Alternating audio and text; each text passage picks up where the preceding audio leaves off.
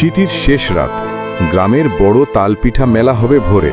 রাফি আর Meha ঠিক করেছে আজ তারা মেলায় নিজেদের বানানো তালপিঠা বিক্রি করবে। মেহা, আজ আমরা বানাবো সুপার তালপিঠা।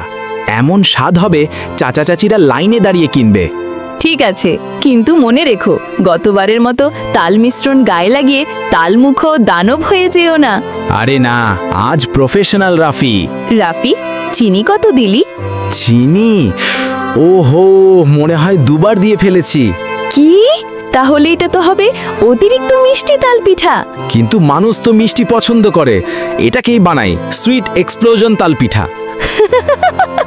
তোর নামই রাখা উচিত, সমস্যা থেকে আইডিয়া বানানোর ওস্তাদ। চল দেরি না করে, ভোর হলে জায়গা পাবো না। আমার মনে হচ্ছে আজ আমরা হিট হব। আমার শরীরে যেন তালপিঠার এনার্জি ঢুকে গেছে। ওটা ক্ষুধা। মেলায় গিয়ে একটা গরম ভাপা পিঠা খাইয়ে দেব। নিজেদের বানানো তালপিঠা বিক্রি করবে, কিন্তু রাতটা শুরু হলো একদম অন্যরকম।